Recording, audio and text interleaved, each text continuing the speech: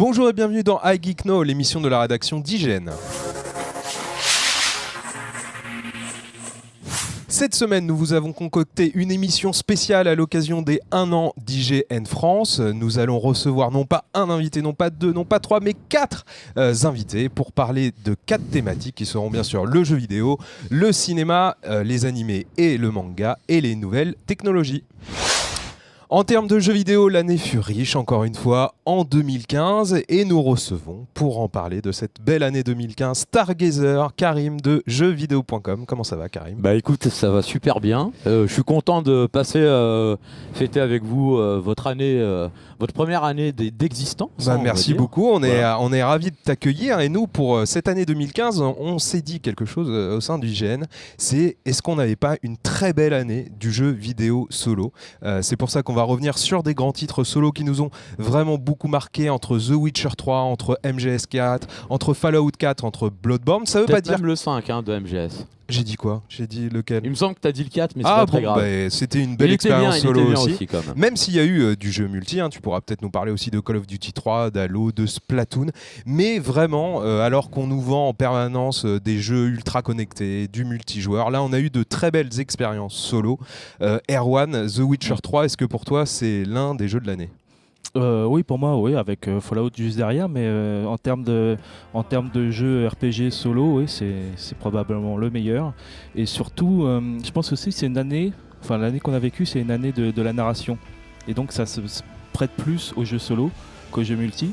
Donc c'est peut-être pour ça qu'on le ressent plus en fait sur tout ce qu'on a vécu là, sur les gros AA de ces derniers temps et même sur certains jeux indés. Je pense que le développement de la narration a porté le jeu solo jusqu'à nous. Après, on verra si en 2016, on a quelque chose de mieux au niveau narration en multi et tout ça. Mais les jeux multi, ils sont où, quoi ? Surtout que la narration, c'est un peu compliqué parce que ce soit avec The Witcher 3 ou MGS5, on a affaire à des mondes ouverts, très vastes. Est-ce que toi, tu as réussi à être capté par cette narration qui joue un peu l'équilibre, quoi, dans ce genre de titre, Karim ? Alors oui, moi je mettrais aussi The Witcher dans les jeux de l'année, même si en termes d'univers, moi c'est pas ce qui me convient vraiment. Donc moi je suis un peu plus côté Fallout, même si j'ai préféré New Vegas et je dirais que Fallout 4 a beaucoup de défauts, mais en termes d'univers c'est quelque chose qui me convient un peu plus. Après pour ce qui est de la narration en monde ouvert, que ce soit en monde ouvert ou en monde fermé ou même voire en 2D, quand un développeur a besoin de raconter une histoire finalement, ou même l'homme a besoin de raconter une histoire, il y aura toujours du jeu solo quelque part. Parce que pour raconter une histoire, on a toujours besoin de scénariser, d'adapter, de réaliser, de connecter le joueur avec le joueur ou la personne connectée à un média, un support qui raconte une histoire. Il faut que ce soit une interaction qui se fasse entre l'homme, la machine ou un autre objet, on ne sait pas encore, mais que ça reste. Moi, j'ai aucune. Je pense pas qu'il y ait une barrière qui existe entre un monde ouvert en termes d'expérience narrative et un monde qui est plutôt cloisonné, on va dire. Mais du coup, toi, tu considères que Fallout 4 était plus intéressant à ton sens que The Witcher 3, par exemple ? Tu as préféré Fallout 4 ? En gros, c'est qu'une question de sensibilité, je dirais. À propos de l'univers, t'es plus post-apo que c'est ça. Moi, il fallait quelque fantasy. chose qui tapait, qui était un peu dur. Et alors, du coup, MGS5, lui, qui se passe dans un univers contemporain, futuriste, est-ce que ça fait partie aussi des grands jeux de cette année, selon toi ?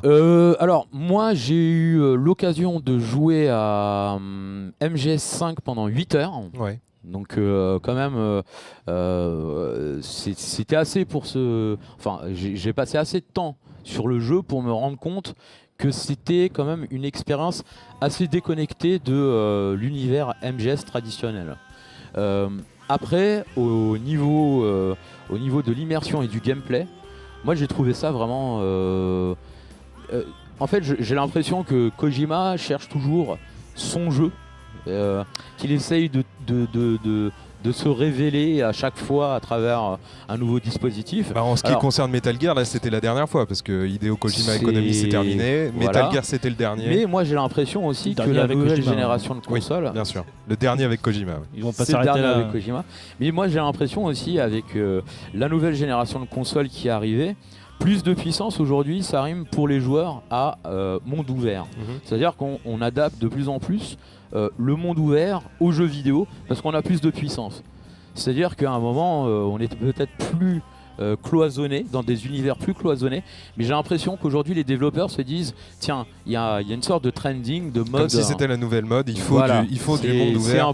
C'est un peu le credo, quoi. À toutes les sens. Elle le fusionne plus avec le multi maintenant. Si on voit dans 2016 avec The Division, l'autre jeu de Ubi aussi, je sais plus comment il s'appelle. Ubi, je sais qu'il y a Battleborn de 2K qui est aussi un peu dans la même veine avec une campagne. Qui n'est pas un monde ouvert par contre. Qui n'est pas un monde ouvert, mais bon, ça il y a aussi le côté multi. Après, c'est vrai qu'il y a. Voilà, c'est le, non, c'est pas le Spec Ops qui est un monde ouvert. C'est le Ghost Recon. Ghost Recon, Wildlands, il me semble. Voilà, exactement, c'est celui-là que je cherchais. Bon, en tout cas, entre The Witcher 3, MGS5, Fallout 4 et Bloodborne aussi, qui pour le coup était peut-être un peu plus resserré dans une expérience un peu plus différente. 2015 a été très riche en années solo. Pour terminer, juste sur ce petit passage jeu vidéo, un jeu pour 2016 que vous attendez tous les deux? Bah, moi, il sort demain, c'est XCOM 2, donc voilà. Ou aujourd'hui, ça dépend. Oui, c'est aujourd'hui. Il me semble que tu l'as déjà. C'est vendredi, petit coquin. On vient de recevoir les codes, ouais. Il sait toujours se placer pour ce genre de choses. Et toi, du coup, je vais en prendre un peu. XCOM 2 pour toi aussi, du coup, Karim, pour cette année qui arrive? Ben moi, bizarrement, je dirais que il y a un jeu que j'attends particulièrement, mais qui aura peut-être pas la même résonance dans mon cœur que si c'était Carmack qui était derrière. C'est le nouveau Doom. D'accord. Voilà. Donc on te sait très fan de FPS toi aussi. Donc, oui, mais je suis fan aussi de beaucoup d'autres types de jeux et de d'autres genres, on va dire. Mais Doom, ça reste quelque chose qui m'a passionné étant enfant, ou adolescent. Ouais. Je pense que comme Fumble ou Erwan, on était là avec nos shareware, envoyer des lettres, recevoir le jeu entier derrière. Donc, c'est toute une expérience que beaucoup ne connaissent pas, qui aujourd'hui ça se passe beaucoup plus intuitivement. Enfin, c'est du digital, c'est des choses comme ça. Et j'ai pu jouer au nouveau Doom et ça a l'air sympa. Ok, voilà. Ça fait partie des parties. C'est vraiment un jeu qui le a marqué. Retour du multi, peut-être. T'as changé de avec PC? Doom. Ouais, mon PC il fait tout tourner maintenant. Je vous laisse les gars là, vous discutez de Doom tranquillement. En tout cas, c'est vraiment un jeu qui a marqué. On t'a pas demandé. Alors toi, c'est vrai, hein, il parle beaucoup. Enfin non, c'est moi qui parle. Moi, j'attends de voir le prochain Zelda. Voilà, à la fin de l'année. Donc c'est encore un peu loin, encore un peu nébuleux, mais monde ouvert. On verra ce que ça donne. En tout cas, c'est sûr que dans le jeu vidéo comme dans le cinéma, les nouvelles licences, les anciennes licences plutôt reviennent dans de nouvelles formes. Et on va en discuter tout de suite dans notre rubrique ciné. En 2015, dans Retour vers le futur, Marty McFly et le Doc Brown arrivaient en 2015, justement, cette année. C'était le 21 octobre. Et cette année, au niveau du cinéma, on a l'impression que ça a été Retour vers le futur constamment, que ça soit Jurassic World qui reprenait Jurassic Park, un nouveau Star Wars que certains ont considéré comme un remake d'un Nouvel Espoir, Mad Max qui était de retour, Rocky qui passe le flambeau dans Apollo Creed. Une année vraiment spéciale. Alors, est-ce qu'on a affaire à des sortes de films doudou? Est-ce que ça a vraiment une valeur de voir revenir ces licences? Et pour en parler, évidemment, nous sommes avec Vincent, mais aussi avec Maximilien, qui est journaliste à Allociné. Bonjour. Salut Max, ça va bien? Bah ça va et vous? Très bien. Alors, on va faire le point un petit peu sur ces films. À mon sens, à tout seigneur, tout honneur. Mad Max est revenu, le film évidemment de George Miller dans une nouvelle version. Ce n'est pas un remake, ce n'est pas un condensé des trois, quoi qu'on retrouve bien des éléments de la première trilogie. Tout simplement, Mad Max, une réussite ou un énième remake comme on en a souvent? Ah bah non, Mad Max, une énorme réussite. En plus, c'est un film qui revient de super loin parce que ce qu'il faut savoir, c'est que le film était tourné à l'été 2012 et qu'il est sorti à l'été 2015. Et sachant que le tournage n'a pas duré 2 ans, hein. Il a été un peu galère parce qu'ils ont tourné en Namibie et ils ont eu toutes les galères qu'ils pouvaient avoir en termes de climat et et d'aspect technique. Ouais. Et puis après, il y a eu un long montage et puis après, il y avait des rumeurs comme quoi Tom Hardy, Charlize Theron se supportaient pas forcément bien. Donc forcément, plus ça avançait, plus tu te disais bon bah est-ce qu'il fallait vraiment faire ce film parce que George Miller le traînait depuis 2001. On disait ce qu'il fallait vraiment le faire et puis on a vu les bandes annonces et là, on s'est dit ah ouais en fait il fallait peut-être vraiment le faire et on a vu le film et voilà grosse réussite et en fait là c'est plus une suite parce que ça se situe dans la lignée des épisodes précédents même s'il change d'acteur donc c'est entre suite et reboot Suite, j'essaie de trouver un Faut truc. trouver un nouveau terme. Je pense qu'à mon avis on va devoir en trouver un comme ça. Ouais. Mais alors qu'est-ce qui fait justement à mon sens, j'ai mes propres réponses. Qu'est-ce qui fait de Mad Max un chef-d'œuvre, un film qu'on doit quand même au réalisateur de Babe et de Happy Feet. Qu'est-ce qui fait de Mad Max une œuvre incroyable ? C'est un film complètement fou furieux. Déjà, ça s'appelle Fury Road et en fait, on le ressent bien dans le film. C'est un truc complètement punk. On sait que la majorité des cascades ont été faites en vrai. Donc c'est quand même déjà impressionnant, c'est que tu vois vraiment des cascadeurs se balancer de voiture en voiture. Il y a évidemment des effets numériques parce qu'on n'avait pas non plus risqué la vie des cascadeurs, voilà. Même si Tom Hardy apparemment a eu assez peur sur le tournage. Je pense que c'est ça, c'est que c'est soit une immense course-poursuite de 2 heures. Alors beaucoup de gens ont dit le scénario, il n'y a pas de scénario, c'est nul, c'est juste des gens qui se coursent dans le désert et qui en plus tournent en rond. C'est un peu, voilà, ça je peux comprendre. Mais c'est surtout sur l'aspect visuel. En fait, on revient même presque à l'époque du cinéma muet. Où, tout à fait. En fait, tu peux regarder Mad Max Fury Road sans le son. Bon, déjà, c'est con si tu pas la musique, mais quand même, tu comprends tout ce qui se passe. Mais c'est vrai que le découpage est tellement incroyable, oui, le travail de montage est tellement peaufiné dans les moindres détails qu'on pourrait le voir muet. Et puis, à ceux qui disent que le scénario est peut-être vide, on sait que les mythes originaux sont toujours des histoires très simples. Et il a plus à dire, ce film, dans ce qu'il ne montre pas, que d'autres films qui en montrent beaucoup et qui finalement en disent moins. Et puis ça n'a pas empêché d'être nommé aux Oscars pour le meilleur film et le meilleur réalisateur, bien sûr. Et puis George Miller du coup va être le président du prochain festival de Cannes, donc voilà, ça en dit quand même beaucoup sur la renommée du film. Un vrai écho. Alors que le film était hors compétition en plus. Oui, bien sûr. Après, ça aurait été marrant de le voir en compétition, parce que j'imagine les frères Cohen devant, je pense que ça leur a bien plu. Même Guillermo del Toro, ça aurait été assez. Bien sûr. Ouais. Mais par contre, sur le scénario, en fait, on dit, je pense pas qu'il soit vide, en fait, je pense qu'il est simple et ça a jamais empêché. Exactement. De très bons films de naître. Ah bah on le sait, des histoires simples par exemple c'est celle de Star Wars, c'est une histoire de famille, de mythes, on peut remonter jusqu'à l'histoire d'Excalibur pour faire un parallèle avec Star Wars. Vincent, Star Wars 7, est-ce que toi tu fais partie de ces gens qui ont pu considérer que J.J. Abrams finalement n'avait livré qu'un simple remake ? Moi j'ai pas trouvé, parce que déjà quand je suis ressorti de la salle de cinéma, je me suis dit j'ai besoin d'une deuxième lecture. Je me suis pas juste dit c'est le film, c'est une copie exacte d'un Nouvel Espoir avec bien sûr l'élu qui comme par hasard tombe sur des challenges tout au long de sa remontée jusqu'à rencontrer le grand méchant à la fin. Donc voilà, Kylo Ren et Dark Vador et bien sûr il y a un parallèle entre tous les personnages. C'est sûr qu'il y a un parallèle. Luke Skywalker, Poe Dameron, c'est le Han Solo de nouvelle version, etc. Mais le film a quand même réussi à amener des personnages tout aussi marquants et tout aussi charismatiques que l'a fait le tout premier volet de la saga de George Lucas, le nouveau volet de la première trilogie sortie. Et donc je pense à Poe Dameron, qui a par Oscar Isaac, même les anciens, revoir Harrison Ford, même avec quelques années de plus, il y a cette nostalgie. Je trouve qu'il y avait cette petite étincelle de nostalgie qui était bienvenue, mais qui n'était pas non plus dans le gros fanservice. D'accord. J'ai pas trouvé. Max, est-ce que tu trouves toi que justement cette nostalgie écrase le propos du film, ou est-ce que finalement le mythe est réinventé pour de nouvelles générations et du coup bien réinventé ? Non, moi je trouve que c'est bien réinventé. C'est qu'évidemment quand tu connais les Star Wars, tu reconnais des petites références ou des thèmes ou des situations, mais je pense que c'est justement, on parlait de la mythologie tout à l'heure, c'est ça aussi le propre de la mythologie, c'est que c'est des histoires qui se répètent, c'est un côté cyclique. Et là en fait, puis en plus sans dévoiler trop du film au cas où des gens ne l'aient pas encore vu, ce qui est possible, évidemment. En plus on comprend que c'est plus compliqué que ça, qu'en fait ça tourne pas en rond, c'est que c'est un nouveau cycle qui se lance.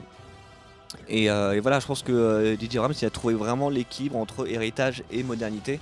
C'est qu'il ramène les anciens, il nous rappelle certaines choses, mais pour induire quelque chose d'autre. Et je pense que, à mon avis, l'épisode 8, ce qui va être bien avec, c'est qu'il va un peu chambouler la vision qu'on a. On parle de Poe Dameron, on dit que c'est un peu le nouveau Han Solo, et je sais pas pourquoi, je suis persuadé qu'en fait l'épisode 8 il va chambouler ça, et qu'on va se dire bah non, finalement c'est le nouveau, peut-être pas le nouveau Luke Skywalker, ça serait bizarre, mais je pense qu'ils vont un peu jouer avec ça. En tout cas, il va falloir inventer et réinventer beaucoup de choses avec Star Wars 8. On parlera pas de Jurassic World, ça sera pour une autre fois. On aurait beaucoup de choses à dire sur Jurassic Park, qui est un film formidable, mais Jurassic World, bon, c'est autre chose. En tout cas, en termes de bouleversement, il y a plein de choses aussi qui se passent dans le monde de l'animé et du manga, avec la présence maintenant d'un héros de shonen à l'envers qui est surpuissant et qui défonce d'une pichenette tous les méchants qui le voient. On va en parler tout de suite, évidemment, dans la rubrique animé manga. Cette année, le manga et l'animation japonaise ont vu l'apparition d'un héros comme on en a rarement vu. Si dans Dragon Ball, qui faisait aussi son retour avec Dragon Ball Super, on a l'habitude de voir un personnage qui progresse au fur et à mesure des combats qu'il mène, là, avec Saitama, le héros de One Punch Man, on a affaire à un type d'abord qui est chauve, qui a un look pas terrible et qui peut défoncer d'une pichenette n'importe quelle menace qui se présente devant lui. Et ça tombe bien, on reçoit Grégoire Hello, donc de Kurokawa, pour parler avec nous de... Salut Greg, pour parler avec nous de One Punch Man, le manga qui est sorti récemment, et la série animée. On reviendra ensuite un peu sur Dragon Ball Super. Alors Greg, One Punch Man, donc c'est quoi? C'est le shonen à l'envers du coup? Alors One Punch Man, c'est alors déjà c'est à mi-chemin entre le shonen et le seinen. Ouais.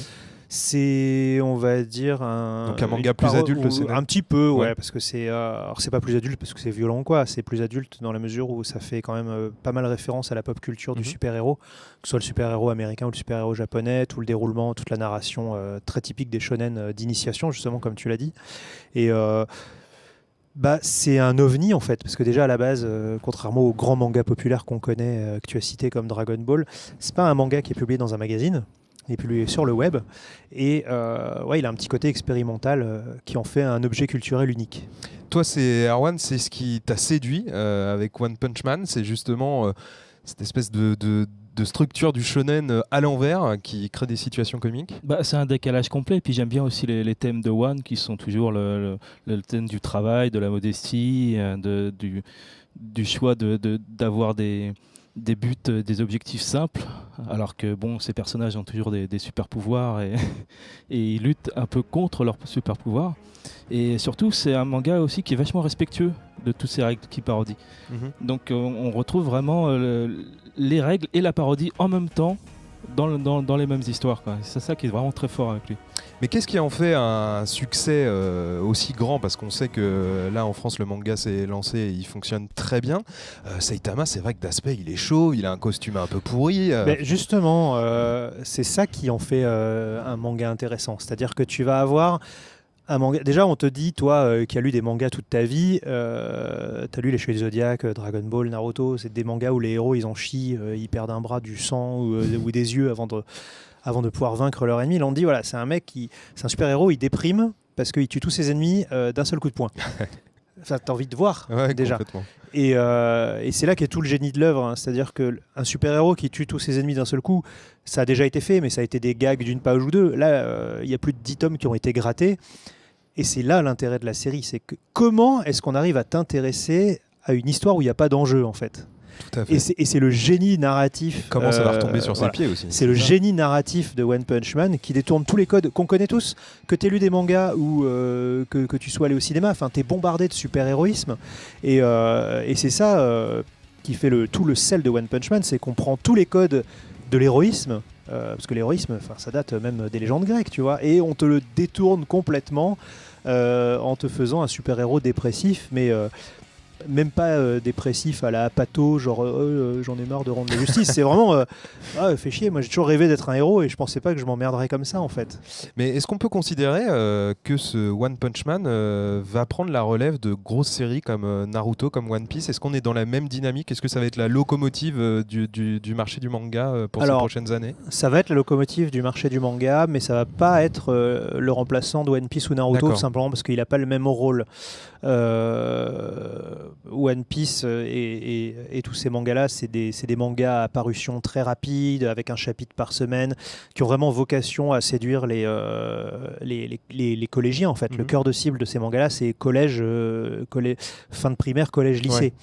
One Punch Man, on s'adresse vraiment aux vieux vingtenaires, jeunes trentenaires. Qui ont déjà les références. Qui ont grandi avec Naruto. C'est-à-dire que Naruto, on dirait pas comme ça, mais ça a 15 ans. Ouais, c'est vrai. Donc les enfants qui lisaient Naruto au début, voilà, là ils sont en école de commerce, si tu veux. Donc ils ont un peu lâché les mangas parce qu'ils ont autre chose à foutre. Et One Punch Man va redynamiser le marché du manga tout simplement parce que les gens qui ont acquis les codes du manga, qui sont des jeunes adultes et qui sont peut-être moins intéressés, ils sont intéressés mais ils n'ont pas forcément le temps de tout acheter. Ils disent celui-là tiens je vais l'essayer, c'est marrant. Et du coup ils vont en librairie et ça crée aussi de la dynamique, c'est-à-dire que les gens vont en librairie, ils disent tiens il y a ça qui est sorti alors que je m'étais un peu éloigné du manga. Donc le marché du manga, là, c'est l'instant chiant avec des chiffres. Non, vas-y. Le marché du manga, ça fait 5 ans qu'il est en baisse. Ouais. Ça fait 5 ans que les ventes sont en baisse, et puis pas des petites baisses, tu vois, c'est moins 10% chaque année depuis 5 ans quasiment. Et l'année 2015 déjà, c'était l'année de l'espoir parce qu'on était en positif. Pourquoi ? Alors tout simple, les mangas, il y a des nouveaux mangas qui ont réussi à accrocher des gens qui s'étaient lassés des séries à 80 tomes. Et là donc avec One Punch Man qui démarre dès janvier 2016, on pense qu'il y a encore plus de gens qui vont retourner en librairie et qui vont découvrir justement la nouvelle offre, parce que le seinen c'est le secteur qui est le plus en progression. Donc de ce point de vue-là, oui, One Punch Man sera peut-être un peu le sauveur du marché du manga en France. Mais il n'a pas vocation de prendre la place. Il a la vocation à prendre la place de One Piece dans le cœur de la génération One Piece, si tu veux. Mais les jeunes, eux, ils vont plus sur le manga de Pokémon ou sur le prochain shonen qui va débarquer. Tu vois. Tout à fait. Et ils se retrouvent aussi, je vais dire, confrontés à Dragon Ball Super, donc qui est arrivé là cette année. On en avait beaucoup parlé. Évidemment, une nouvelle série qui fait suite aux événements de Boo, de la fin de Dragon Ball Z, etc. On en a parlé toute l'année. Nous, on en a parlé beaucoup toute l'année, et donc on a notre propre bilan. On considère que c'est plutôt pour les enfants, que c'est pas très bien fait, mais vu qu'on a Greg qui est expert dans la dynamique, voilà. Et on voulait savoir aussi si toi, Greg, tu regardes par curiosité, qu'est-ce que tu penses de cette nouvelle série ? Alors moi, je regarde pas parce que j'aime pas. D'accord. Après, comme vous l'avez dit, c'est plus vicieux que ça. C'est pas une série pour les enfants, c'est une série pour que les papas regardent avec leurs enfants. Je me la pète un peu. En fait, l'un des producteurs de la série, c'est un bon copain à moi, parce qu'avant il travaillait chez Toei France. Et en fait, oui, le but c'était justement d'avoir une exploitation sur Dragon Ball comme tu as avec des plus vieux personnages. Tu as Doraemon par exemple. Doraemon, on sait que les parents et les grands-parents regardent avec leurs enfants parce qu'ils ont vu ça quand ils étaient petits, donc ils disent c'est safe, donc tu peux regarder ça, etc. Ils ont voulu faire la même chose avec Dragon Ball. Le problème de Dragon Ball, c'est que les gens ont une image très particulière, très martiale de Dragon Ball. Et là, on te dit, regardez, c'est la suite de Dragon Ball. Tu dis, ça va chier. Et puis en fait, tu te retrouves avec Sangoku qui cultive des tomates, Vegeta qui fait du barbecue. Tout à fait. C'est pas du tout ça que les gens ont envie d'avoir parce que ça annule tout ce que tu as connu. Enfin, tu vois, Vegeta, c'est un mini Hitler, par exemple. Quoi. Il détruit des planètes, il est raciste et tout. Et puis au final, voilà, il fait des saucisses, il est sympa. C'est pas ça, Vegeta, tu vois. Finalement, je pense qu'ils ont loupé le truc. Ils n'ont pas compris. Et tu sais qu'au Japon, ça va pas très bien pour la série. Non, au début, c'était justement une série qui était assez récréative et les audiences étaient très très mauvaises. La série a failli s'arrêter plusieurs fois. D'accord. Et du coup, là, je sais pas si tu as vu, ils ont repris le film de Freezer, tu sais, le retour de F, mais ils l'ont redécoupé, ils l'ont refait en épisode. Erwan nous en parle toutes les semaines. Parce que justement, ils se sont dit, il faut faire un truc, sinon c'est fini, quoi. Et enfin, personne au Japon n'a envie d'être le mec qui a tué Dragon Ball. Enfin, tu t'imagines bien que c'est... Tu peux pas foirer Dragon Ball normalement. Trop important. Et puis il y a eu effectivement des mauvaises décisions de production. Il y a eu aussi des mauvaises décisions d'exploitation. C'est-à-dire qu'aujourd'hui, si on arrive à parler facilement de plein de dessins animés japonais, parce que le simulcast, c'est évident pour tout le monde. Sauf pour Dragon Ball. C'est-à-dire que les Japonais se sont dit qu'on n'a pas le lendemain de sa diffusion au Japon. Non, voilà, comme pour au Japon, beaucoup d'autres séries. On n'a même pas de date encore. On n'a pas de date. Mais non, mais c'est complètement idiot parce que les Japonais se sont dit, c'est un raisonnement qui est très archaïque et pourtant ils sont très avancés sur d'autres choses, mais pour Dragon Ball, ils sont restés figés sur l'idée de non, Dragon Ball, on va pas le diffuser dans le monde entier. On va juste annoncer qu'il y a une nouvelle série. Mais les gens dans le monde entier, ils vont attendre, tu vois, ils vont être patients, ils vont acheter les DVD dans 1 an et demi. Mais tu te doutes bien que ça a été le truc le plus piraté à la seconde où ça a été diffusé. Et le pire, c'est qu'ils pourront jamais se refaire parce que non seulement les gens n'ont pas attendu, ils ont téléchargé, et en plus ils ont téléchargé, ils ont vu que c'était nul. Donc ils achèteront même pas les DVD qui arrivent. Et ils achètent plus le merchandising parce qu'ils sont écœurés. Enfin, qui a envie d'avoir la figurine de Dragon Ball de Sangoku avec les cheveux bleus? Ah ben celle avec sa tête mal dessinée, celle-là m'amuserait beaucoup. Hein. Les extraits qu'on voit, les images custom. isolées, ça pourrait être pas mal. Mais voilà, L'impression 3D. En impression 3D, ouais, peut-être. Je sais pas comment ils vont se rattraper, mais c'est tendu là. C'est un vrai, pour moi, un vrai accident industriel. En tout cas, vous le savez, il y a One Punch Man, le dessin animé aussi est de très grande qualité. Ah oui, ça, il y a pas. Et tu parlais à l'instant d'impression 3D, merci de me donner cette magnifique transition. On va passer donc à la dernière thématique de cette émission, les nouvelles technologies. On va parler de réalité virtuelle, mais aussi de drones. L'impression 3D, bien sûr, mais cette année, en 2015, on a l'impression qu'il y a quand même deux technologies qui ont passionné tout le monde, tout l'univers geek.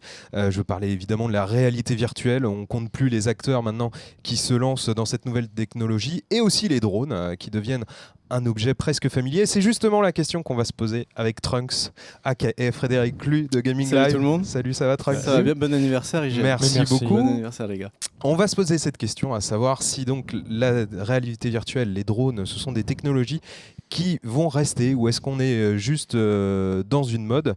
On va commencer simplement. Hein. Toi, Trunks, la réalité virtuelle, on a vu l'annonce de l'Oculus il y a pas longtemps. Est-ce que c'est quelque chose qui te fait rêver? Est-ce que c'est quelque chose qui te semble, ça y est, on y est? Ah bah c'est concret, ouais. Enfin, est-ce que ça va durer très très longtemps? Je ne sais pas. En tout cas, c'est concret parce que les premiers casques sont sortis. Moi, je me suis moi-même payé un Gear VR. Vous savez, c'est le casque qui marche avec le téléphone. Donc en fait, avec le Samsung, c'est ça? Ça coûte pas trop cher. On paye ça 100 balles.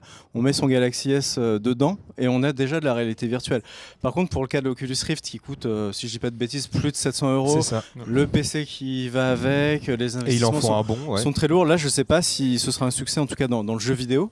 Mais la réalité virtuelle est là pour durer, oui, et ne serait-ce que par les applications professionnelles qui sont mais vraiment infinies. Quoi. Tu penses à quoi par exemple? Les visites de musées, les applis médicales, tout ce genre de choses? C'est ça. Tout ce qui est visite culturelle, mais aussi pour le monde de l'architecture, par exemple, c'est des visites d'appart. Oui, les visites d'appart aussi, mais c'est des domaines qui sont pro et qui, à mon sens, justifient beaucoup plus ces investissements. Parce que là, c'est vrai que bon, on va être honnête, voilà, payer 2000 balles de PC, 800 balles de casque, etc. pour jouer à un FPS qui va te donner mal au crâne, c'est pas forcément ça le futur immédiat de la réalité virtuelle. Par contre, quand on est une entreprise ou quand on veut faire de la recherche, etc., là, c'est des budgets qui sont pas du tout impressionnants. Ok. Le mal de tête, Vincent, toi, tu as pu essayer les casques, certains casques de réalité virtuelle. Est-ce que c'est quelque chose qui existe encore? On nous disait que c'était résolu tout ça. Moi, j'avais essayé des premières versions et un premier prototype de l'Oculus. C'est vrai qu'il y avait toujours un peu ce motion sickness qui était encore un peu présent. Bon, ça fait déjà sensation de mal des transports, voilà, un peu barbouillé. C'était à peu près il y a 1 an et demi.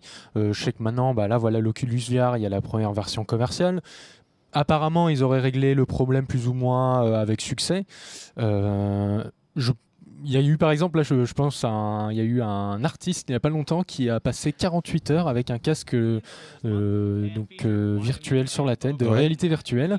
Et justement, il n'a pas vomi, c'est ce qu'il a précisé à la fin de son challenge. On sait quel casque c'était, ils l'ont pas précisé peut-être. Il me semble pas, non. Ah, parce que ça permettrait de savoir quel est le bon modèle à acheter du coup. Mais du coup, on sait qu'il existe des alternatives et qu'il y a toujours la technologie de réalité virtuelle a quand même des effets positifs pour l'instant sur la santé, tant mieux. Ouais, enfin, faudra voir après concrètement ce que ça donne. C'est mal le portefeuille par contre. Bah ouais, on sait que cette année, donc il y a eu Oculus, donc c'est Facebook, Oculus HTC Vive, VR, HTC Vive, qui y a d'autres là? Samsung, PlayStation évidemment, PlayStation VR, qui pourrait peut-être faire une offre un peu plus agressive, là c'est les dernières rumeurs. On parle aussi d'Apple, qui aurait une division secrète, qui travaillait en secret sur un casque de réalité virtuelle. Voilà, là... Je sais pas ce que vous en pensez, mais les gros acteurs sont là. C'est ça, tout le monde s'y intéresse. Après, tout le monde se plante. Non, je pense pas que tout le monde se plantera, mais par contre, tout le monde ne gagnera pas. Ouais. Ça, c'est clair. Donc, il va y avoir. Facebook a quand même pas mal d'argent, donc je pense qu'ils sont quand même bien partis. En plus, ils ont imposé la marque Oculus. C'est-à-dire qu'on ne parle même pas de réalité virtuelle, on dit un Oculus. On commence déjà à dire un Oculus, donc déjà ils ont gagné une guerre. Comme la guerre Sopalin et c'est ça, exactement, Frigidaire. Vous savez. Donc ils ont déjà gagné cette guerre-là, la guerre de l'image. Et en plus, ils ont les reins assez solides pour financer tout ça sur le long terme. Par contre, est-ce qu'ils voudront du coup investir énormément et tenir ça très longtemps si ça décolle pas plus que ça? Je sais pas. Et c'est clair que l'année 2016 va être vraiment une année charnière. Donc ça va être passionnant de surveiller voilà, comment va se dérouler le lancement de la réalité virtuelle et qui va réussir à quand même malgré tout gagner un petit peu d'argent avec tout ça. Tout à fait, tout en sachant que malgré une annonce de prix qui a été beaucoup raillée par exemple sur les réseaux sociaux, les commandes de l'Oculus Rift ont explosé, ce qui fait que les livraisons ont même été retardées. Il y a d'autres objets par contre qui sont déjà dans notre quotidien, on en voit voler un peu partout. Pour l'anecdote, moi il y en a un qui vole en ce moment au niveau de mon appartement, je me demande bien ce qu'il veut regarder chez moi. C'est les drones. Vous-même, est-ce que à Noël vous avez joué avec le petit neveu ou avec le fils ou je ne sais pas qui avec les petits drones? Alors, les drones, c'est un phénomène qui est même pas nouveau, hein. Ça fait déjà quelques années qu'on peut s'en procurer. C'est un objet aujourd'hui qu'on trouve chez Darty, quoi. Enfin, voilà, tout simplement, tu sors, t'achètes ton drone, ça coûte pas si cher que ça, donc c'est moins un fantasme que la réalité virtuelle, et ça reste en tout cas un marché qui grossit très très très très vite. C'est vrai que là on parle j'ai vérifié, c'est un marché qui vaut déjà 6 milliards de dollars et qui devrait doubler de taille d'ici dans moins de 10 ans. Donc c'est beaucoup d'argent. C'est des applications un peu comme pour les casques aussi, qui sont à la fois ludiques, qui peuvent être ludiques, mais aussi très professionnelles. Et là c'est vraiment, enfin, les drones, ça va œuvrer pour le bien commun, quoi. Aussi bien pour se faire livrer un colis que pour, j'ai vu des vidéos où il y a des drones qui vont pouvoir rentrer dans des... Je sais pas, imaginons il y a un glissement de terrain ou ce genre de truc, il faut pénétrer dans une zone très difficile d'accès et très dangereuse. Les drones armés de caméras vont pouvoir y aller, faire du repérage, voir s'il y a des survivants, ce genre de choses. Donc c'est vraiment que du bon. Ça se développe vite. Il y a une offre aussi qui est très panachée, c'est-à-dire qu'il y a des drones à 70 balles, il y a des drones d'excellente qualité qui vont plus vite, qui sont plus beaux, qui prennent des meilleures photos à 1000 balles, et chacun peut déjà y trouver son compte. Donc si on s'y intéresse aujourd'hui, c'est pas le futur, c'est tout de suite. Et il y a déjà de très bons produits, notamment chez la marque Parrot, Cocorico, qui est français et deuxième acteur mondial du marché. D'accord. On voit que ça se professionnalise aussi sous certains aspects. On a l'e-sport aujourd'hui. Est-ce qu'on pourrait avoir des compétitions de drones sérieuses prochainement, Vincent ? Justement, tu en parlais dans un dernier Geek Now, il y avait une ligue justement de drones où en fait c'est des courses de drones où les gens pilotent leur drone avec un casque de réalité virtuelle. C'est le meilleur des deux mondes là. C'est génial. Je vous invite à voir la vidéo sur IGN, ça ressemble à du F0 quoi, parce qu'on se retrouve du Wipeout. On se retrouve vraiment dans la caméra embarquée du drone. Puis évidemment on peut jouer avec la hauteur, avec le drone. Donc, en fait toute la révolution qui va s'opérer autour du drone, ce sera fait sur la manière de les utiliser, je pense. Parce que c'est bien beau d'acheter un drone juste pour le faire voler 10 minutes et puis après de le ranger dans le placard. C'est bien d'apporter quelque chose de nouveau avec. Mais pour donner une ordre d'idée, tu parlais de 6 milliards d'euros. Sur les 30 derniers jours, donc fin décembre à fin janvier, il a été enregistré 300 000 drones aux États-Unis, 300 000 drones civils. C'est assez énorme. Après, il y a quand même, ça soulève aussi des questions, c'est tout ce qui est sécurité, vie privée, se bouffer un drone sur la tête. Au 10e étage, je te dis, j'ai ce drone qui vole. Se manger un drone sur la tronche parce qu'il avait plus de batterie. Moi, je pense qu'il va falloir s'adapter, dans la vie quotidienne, réglementer un petit peu tout ça, parce que c'est aussi flippant, quoi. C'est-à-dire que ça va être utilisé pour l'espionnage, etc. Enfin, imagine le paradis que c'est pour les paparazzis. Ouais, tout à fait. Mais il y a déjà des mesures de prévention. Je crois que tu as publié une news assez amusante récemment à propos d'une brigade spéciale formée aux Pays-Bas. Aux Pays-Bas, ils entraînent des aigles pour justement neutraliser les drones en plein vol. Pourquoi pas, ça marche bien, c'est des chasseurs. La nature reprend le pas sur la technologie. C'est Man versus Wild. Exactement. Vrai Man versus Wild. Donc c'est vrai que c'est encore, je sais qu'en France par exemple, il est interdit de piloter un drone en zone urbaine. Donc tout le challenge est de trouver aussi un endroit où piloter. C'est bien d'aller de filmer juste des étendues, des champs à l'extérieur, mais c'est pas pour forcément les livraisons, génial. Comme Amazon qui voudrait faire livrer ses produits par un drone, va falloir adapter tout ça. En tout cas, pas de nouvelles des voitures volantes. Il y aura les voitures électriques, les drones peut-être un jour se fusionnent. Détrompe-toi. Alors attention, puisqu'on parle des drones, justement, l'une des dernières nouveautés montrées sur les drones, c'est le drone taxi. D'accord. Le drone Uber, le drone ce que tu veux, c'est-à-dire le drone personnel. Où en fait tu l'enfiles comme un sac à dos. Non, mais comme inspecteur gadget, quoi. Tu décolles et hop, tu vas d'un point A à un point B. Et c'est encore très expérimental. Ouais. Mais ça peut être aussi le futur applicatif du drone. Ce sera pas juste pour faire des galipettes ou des courses. Mais si on pouvait se déplacer comme ça, ce serait quand même génial. Il va falloir faire gaffe aux aigles quand même. Tu serais intercepté par un aigle et tout. Le seul problème. Voilà en tout cas pour ces technologies du futur et pour cette émission spéciale anniversaire d'IGN où on a eu nos 4 invités sur 4 thématiques. On est très contents. Merci à eux de nous avoir rejoints. Merci à toi, Trunks, d'avoir été avec nous. Évidemment, n'hésitez pas à laisser toutes vos remarques, vos commentaires sur le site, aussi sur notre page Facebook et sur notre Twitter @IGNFRA. Voilà, je vous souhaite une bonne semaine et je vous dis à la prochaine pour une nouvelle émission. Ciao!